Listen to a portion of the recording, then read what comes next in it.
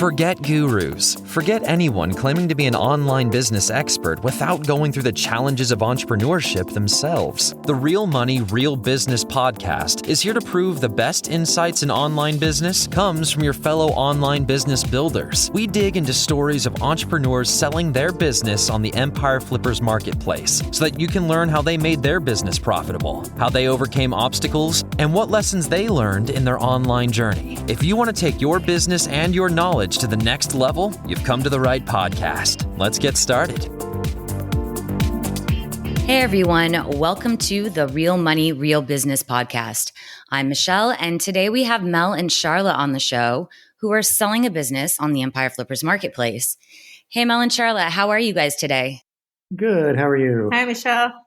I'm doing great. Thanks for asking. And thank you so much to both of you for making the time to come on today.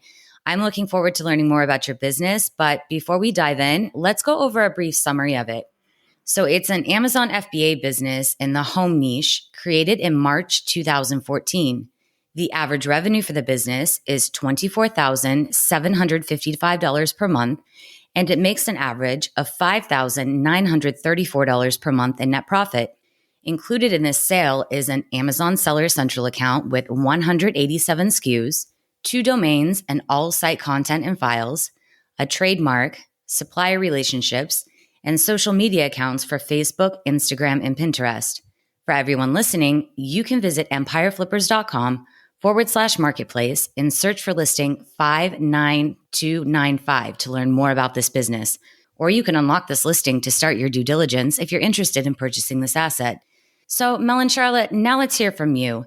What can you tell us about your backgrounds in starting and running an online business? Well, we both came from somewhat corporate and outside, so our experience with e-com was very limited. And so we kind of had to learn a lot of the basics of the business getting into it, but we really liked the platform and the avenues to really develop products that we thought would be winners. And so it's been a big learning curve, but it's done well. So we started the business 8 years ago, and we were new to running online business, but really liked the model, and it offered us the ability to scale fairly fast and fit with our lifestyle goals of being able to travel and live in different areas of the world while running a business completely remotely. That's cool. So what inspired you guys to start this particular business? We liked that we were able to develop rather unique products with unique designs, and again, on a platform that made it really easy to bring them to market quickly and easily. And we also enjoyed designing products that we wanted to have ourselves personally and in our own home. So it was still very close and interesting to us. So what attracted you to the Amazon FBA model in particular? What attracted us to Amazon, and particularly FBA, again, was that it offered a very established, broad-reaching platform and with a lot of logistic components that are very challenging to build on your own, were already established and easily accessible. Definitely. Well, as you said, you've had this business now for 8 years, and you guys seem to be doing really well with it. So why have you decided to sell it now? Well, as our first business, we again really enjoyed the flexibility and the success for the last 8 years. It's provided us with so many opportunities that we've really enjoyed and the ability to leave the corporate world behind. We are now working on other investment projects that we really want to develop We need to spend more time focusing our full attention on and developing those projects. So, yeah, that makes sense. So what would you two say was your biggest win since starting this business? Was there something that just worked particularly well for you? I would say that the biggest win was really systematizing the business and getting it fully remote, thereby allowing us to travel whenever and wherever we wanted. That's such a benefit to having one of these businesses. So what would you say was your biggest setback or challenge? In particular, the pandemic has really brought some unique challenges, specifically in the supply chain and final delivery in terms of getting stock into where we needed it to be.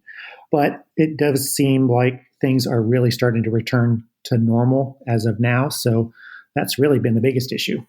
And if we can turn our focus just to kind of how your business is run specifically, are you using PPC or listings description SEO to drive traffic to your products? Absolutely. Both are super important. Some are more important towards the beginning of a listing, but both are super important for driving sales. And yes, we spend lots of time on it.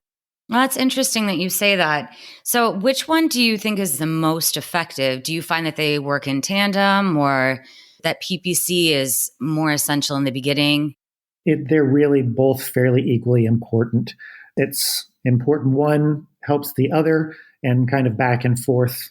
So I would say they are very equal in their importance. And are you guys doing your PPC campaigns or your listings work? Do you handle that on your own or are you outsourcing that? We use several softwares that help automate a lot of the PPC tasks, and same with optimization. We have a couple of programs or softwares that we use to optimize our keywords and listings. Oh, that's excellent. So, are you guys doing anything else in terms of marketing? We do a light amount of social media marketing. All right. And what platform? Facebook, Instagram, and a little bit of Pinterest. Okay. Is there one that is a little bit more beneficial to the niche that you're in? Facebook, I believe, has had the biggest impact on our business for sure. All right. So, what do you see as the major opportunities for growth with this business? Good question. We have, I think, better inventory management to minimize stock outages would be a first go-to. And also developing a website and selling on other platforms is another big stepping stone. And then developing a more robust social media presence for sure. And then finally continuing to expand the product line because of its nature makes it very easy to do. You know, I know that you had sort of touched upon earlier that the pandemic had brought some challenges for you, and you were just speaking about, optimizing the supply chain a little bit better. So could you walk us through what your supply chain currently looks like? Sure. We place our orders directly with manufacturers. They produce our items to our specifications, and all of the labeling and packaging is done to our specifics so that it's completely ready to go into Amazon once it hits warehouses in the country. So once the order's done, we have a freight forwarder that handles getting the stock from their origin country to the US.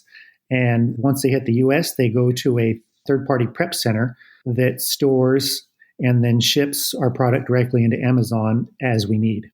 All right. Do you send your inventory by air or by sea? Primarily by sea.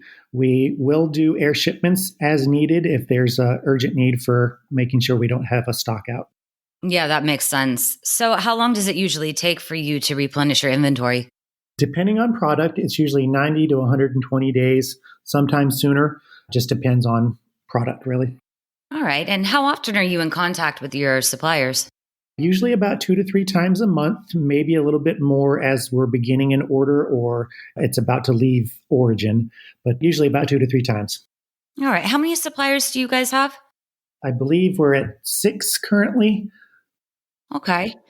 And do you guys have any inventory limits at Amazon right now, the warehouses? We do not have storage limits, but there are the restock limits that I believe is about 17,000 for standard and 1,000 for oversize. And this kind of fluctuates. Lately, it's been on the up, but it's more than we've ever needed. Yeah, I was going to ask you if they had been raised or limited in the past year. I know a lot of people have struggled with that since the pandemic started.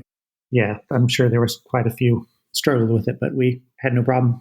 So when we were talking earlier about, one of the things that you love about this model is that it gives you the freedom to kind of go wherever you want and still have this business running. So what does a typical week look like for you while you're running this business?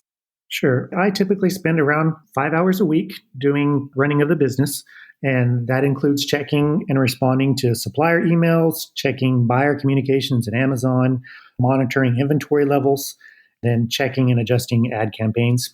It also includes periodically placing orders, of course, and then seasonal listing optimization. And do you guys have anyone else who's working on the business with you? Any outsourced workers? No, just us. Oh, that's fantastic. So what do you think the biggest challenge will be for a buyer taking over this business? Mostly the biggest challenge is going to be inventory management, as it is with most businesses, but specifically if a buyer is new to e-commerce and or Amazon, learning the Amazon ecosystem would be the biggest challenge, really. And would you be willing to commit to a non-compete for a new owner? Absolutely. And how much support are you offering buyers? We'll definitely offer a standard 30 days where we would definitely like to see the business continue to thrive and be successful. So are open to additional support if needed. That's great. So are you open to negotiating something like an earnout? We don't believe that scenario would be a good fit for this business. All right, that's understandable. So if you're putting yourself in the shoes of a buyer, why do you think this is a business worth buying? Sure, business is well established, has a solid history of profitable performance. The brand is uniquely differentiated and allows for easy expansion and diversification. The entire business, as we said, can be run as fairly hands-off or more hands-on, depending on your goals. It can also be run completely remotely from any location around the world. And is there anything else that you guys would like to share that we might not have covered? Only that it's a great and fun journey to be on and allows for a lot of learning, and just the opportunities and the benefits of this business model have been fantastic for us. Definitely. Well, I really want to thank you guys both for coming on and giving us a little more insight into both you and your business. It's been a pleasure to talk to you, and I really appreciate you guys taking the time out of your day. Thank you. Thanks, Michelle. All right, everyone. Thanks for listening. To learn more and see if this listing has already been sold, head over to empireflippers.com/marketplace and search for listing 59295. If you're watching this on YouTube, click the link in the description to go straight to the listing. Once you've unlocked this listing, you'll be given everything you need to know about this business. So until next time, enjoy your digital journey.